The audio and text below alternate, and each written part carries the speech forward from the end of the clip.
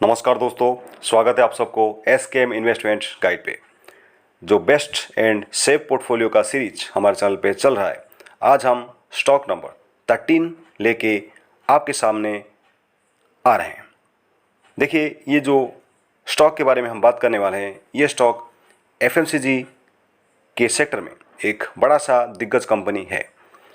देखिए, FMCG sector में return कितना मिलेगा ये डिपेंड करता है कंपनी का परफॉर्मेंस लास्ट 10-15 ईयर्स में कैसा रहेगा और कितना सारा इनोवेटिव प्रोडक्ट कंपनी मार्केट में ला रहा है, so that consumer can consume those products and if that product will hit in the market then definitely that stocks price will go up. तो ये कंपनी एफएमसी सेक्टर से एक बड़ा सा दिग्गज कंपनी है। तो पहले देखेंगे ये कंपनी का फंडामेंटल्स, उसके बाद देखेंगे कंपनी का एनालिटिक्स, उसके बाद देखेंगे कंपनी का हिस्ट्रिकल रिटर्न। 3 सेक्शन में हम इस स्टॉक को देखेंगे।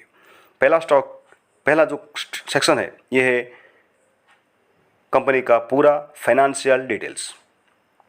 Share holding pattern, promoters holding सितंबर 2019 में 34.45 था, FIS holding 27.8, DIS holding 12.83, public holding 24.91। Now will go to the latest quarter.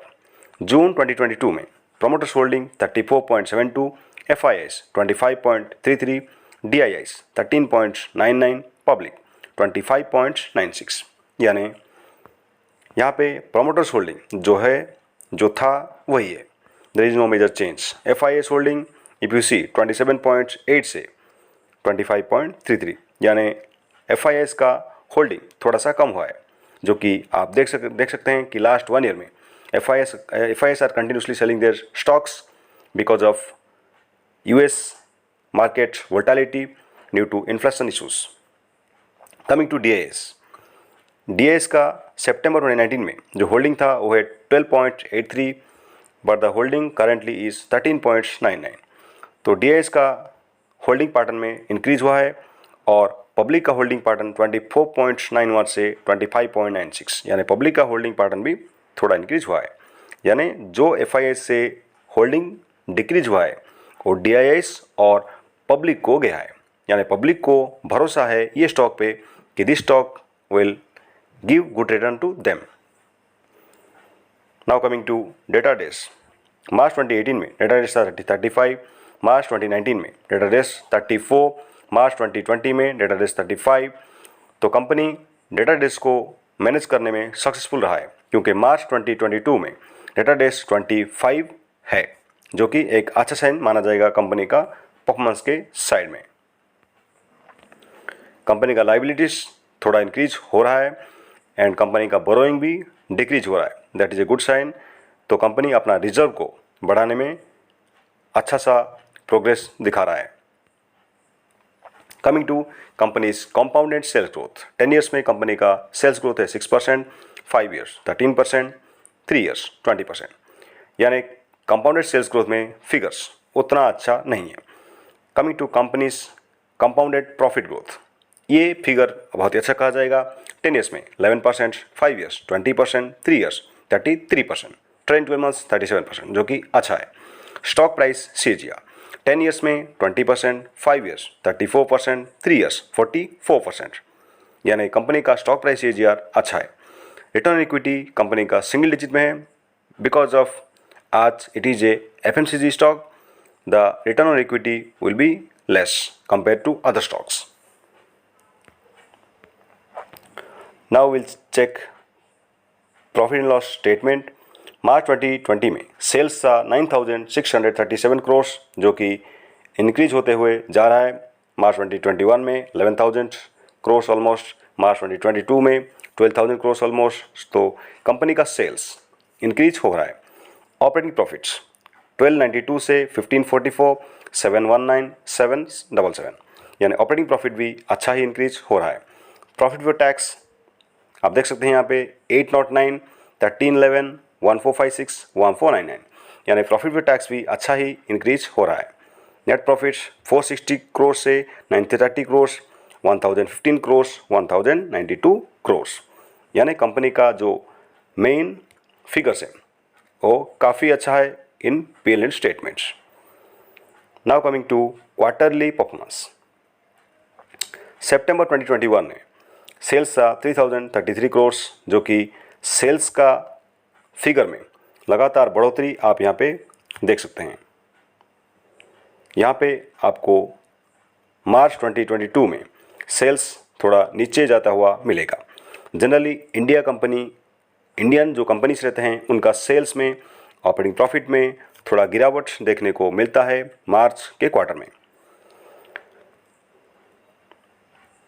Now coming to operating profit 413, 462, 444, 457, यानी यहाँ पे भी ऑपरेटिंग प्रॉफिट अच्छा ही गेन कर रहा है एक्सेप्ट मार्च 2022 क्वार्टर में। प्रॉफिट बिफोर टैक्स 348, 388, 385, 379, 385 मार्च 2022 क्वार्टर में थोड़ा डिक्रीज किया है profit before tax. And net profit also 286 crores, 296 crores, 239 crores, यानी नेट प्रॉफिट डिक्रीज हुआ है मार्च 2022 क्वार्टर में। Coming to company's name, we are discussing about Tata Consumer Products. Current market price 838 rupees. Tata consumer products का competitor business में देखेंगे तो आप यहाँ पे CCL products, Tata coffee, Rossell India, हरी Malayalam, and we can consider as Dabur India and Nestle and Hindustan Lever also in this category. Now coming to cons. Stock is trading 5.10 times its book value. Company has low return on equity 6.1% for last 3 years. Pros. Company almost debt free है. Company has delivered good profit growth 22.2 CAGR over last 5 years. Company has maintained healthy dividend payout 52.4%. यानी company का pros थोड़ा अच्छा है company stock में। Stock trading करेगा almost 5, 10, 15 times. That is a common scenario for any quality stock. Now coming to market cap 77,263 crores, almost a large cap company. Current price 833 and high 889, 650 is the low. Stock P 73.2, book value 164, ROC 9.61, ROE 6.51, face value 1। यानी company का stock split chances almost zero है। It depends that the company may issue bonus if the company's performance will be better और best in upcoming cycle. Tata consumer products जो the leading companies of Tata group. Tata group का ये एक बहुत ही बड़ा दिग्गज company है। फूड एंड बेवरेज सेक्शन में ये इंडिया और इंटरनेशनल मार्केट में अपना वर्चस्व साबित कर चुका है। It is the second largest T company globally. T company में ये सेकंड कंपनी आएगा ग्लोबल लेवल पे जिसका market presence all over the world है। साउथ एशिया मेनली इंडिया इसका प्रेजेंस है, including Canada, UK, north America, Australia, Europe, middle east and Africa.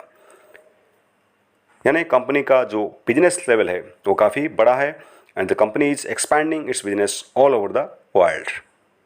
तो आज a investor point of view, if you invest in this stock for long term, there is less probability that this business will vanish or the company will get bankrupt because Tata Group is a leading company, leading sector where the companies will not give any negative return or the company will vanish from the markets. The chances is almost zero. Now coming to technical analysis of Tata Consumer Products, 841 rupees is the price now company is trading. So company का RSI almost 83 पे चल रहा है, यानी almost it is a overbought zone. तो कभी भी company का स्टॉक ओवरसोल्ड जोन में जा सकता है, यानी द इन्वेस्टर में sell out the stocks at any point because 80 RSI के एवब में कोई भी स्टॉक को नहीं लेना है आपको। मेरे हिसाब से ऑलमोस्ट 70 RSI के एवब भी कोई स्टॉक को नहीं लेना है। For a short term prospect or for BTST you can take any stock and you can sell it immediately, but as a long term investor you should not purchase any stock above 70 RSI. Suppose you'll go for historical checkups. See, you'll get it here. 3 months back, the company's RSI is only 39. The stock price was at the time 825 rupees. Still, if we go further, we'll see again in this September 2021, the stock RSI again reached to 86. Suppose we'll go further. Generally, the stock RSI is working in between 40 to 50. This is the best buying level for this stock at any time. ये stock पे आपको अगर investment करना है तो जब कभी RSI आपको 50 से बिलो और 30 और 40 के आसपास मिल जाएगा तो बेस्ट टाइम है ये स्टॉक पे आपको इन्वेस्टमेंट करने के लिए. तो डेफिनेटली आप ये स्टॉक के इन्वेस्टमेंट करने के बारे में सोचिएगा, बिकॉज इसका टेक्निकल और फंडामेंटल एनालिसिस बहुत ही बढ़िया है. Now in the next slide we will see about this historical return of Tata consumer products.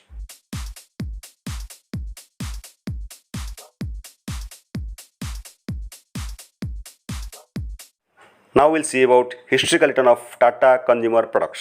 Last 1 year में कंपनी रिटर्न आप देख सकते हैं -3.49%. 30 रुपीज़ स्टॉक का प्राइस नीचे गया है, यानी ऑलमोस्ट 871 रुपीज़ स्टॉक का प्राइस था लास्ट 1 ईयर. अभी ये स्टॉक का प्राइस -30 रुपीज़ हुआ है, यानी ये स्टॉक लास्ट 1 ईयर में आपको नेगेटिव रिटर्न दिया है. देख सकते हैं एफएमसीजी सेक्टर में कोई भी स्टॉक आपको शॉर्ट टर्म में ज़्यादा गेन नहीं दे सकता. इसीलिए एफएमसीजी सेक्टर में अगर आपको इन्वेस्टमेंट करना है, अगर इस स्टॉक को आपके पोर्टफोलियो में शामिल करना है तो डेफिनेटली आपको ये स्टॉक को लॉन्ग टर्म के लिए होल्ड करना होगा. Coming to 5 years return. देखिए 5 ईयर्स में कंपनी का रिटर्न है 300%. यानी ऑलमोस्ट कोई भी इन्वेस्टर ये स्टॉक पे 1 लाख रुपीज़ इन्वेस्टमेंट करके चल रहे होंगे तो 5 ईयर्स में उनका स्टॉक का प्राइस, उनका investment value almost 4 to 5 lakh हो गया होगा, जो कि बहुत ही बढ़िया है if they invest in any bank products. Now coming to max returns. Company का मैक्स रिटर्न है 4000%. यहाँ पे 2002 में ये कंपनी का लिस्टिंग हुआ था ऑलमोस्ट. तो यहाँ पे लास्ट 20 ईयर्स में कंपनी का रिटर्न आप देख सकते हैं 4000%. स्टॉक का प्राइस ऑलमोस्ट 820 रुपीज़ इंक्रीज हुआ है, यानी 21 रुपीज़ ये स्टॉक का प्राइस था लास्ट 20 ईयर्स से पहले. तो ये स्टॉक में आपका रिटर्न लॉन्ग टर्म में बहुत ही अच्छा हो रहा है, जो कि मान लीजिए कोई भी इन्वेस्टर ये स्टॉक पे लास्ट 20 ईयर्स में 1 लाख इन्वेस्टमेंट करके चल रहे होंगे, तब उनका ये टाइम पे उनका इन्वेस्टमेंट का जो रिटर्न है ये ऑलमोस्ट 40 to 50 लाख के आसपास होगा. यानी काफ़ी बढ़िया रिटर्न कहा जाएगा कोई भी compare to any of other investment products. तो टाटा कंज्यूमर प्रोडक्ट्स आज a good quality stock. If we want to invest in any FMCG products, the first company we should choose that is Tata Consumer Products. ये Tata consumer products ये जो stock है, ये stock आपको long term में आज ए consistent compounder stock और आज ए टाटा ग्रुप का एक बड़ा दिग्गज कंपनी है. इसलिए ये स्टॉक पे आपको डेफिनेटली सोचना होगा और अपने पोर्टफोलियो में शामिल करके इसके साथ, इस स्टॉक के साथ बहुत टाइम के लिए बने रहना होगा, क्योंकि ये कंपनी का एक्सपेंडिंग कैपेसिटी, जो एक्सपेंशन प्लान्स है वो बहुत ही बढ़िया है. Because I personally check this stock for last many years. Tata consumer products के बारे में ज़रूर आप अपना खुद का रिसर्च बनाने के बाद ये स्टॉक पे इन्वेस्टमेंट करना है या नहीं, आपका पर्सनल डिसीजन में आप इस पे आगे बढ़िए. ये था हमारे चैनल एसकेएम इन्वेस्टमेंट गाइड की तरफ से एक छोटा सा एजुकेशनल वीडियो. थैंक यू, धन्यवाद.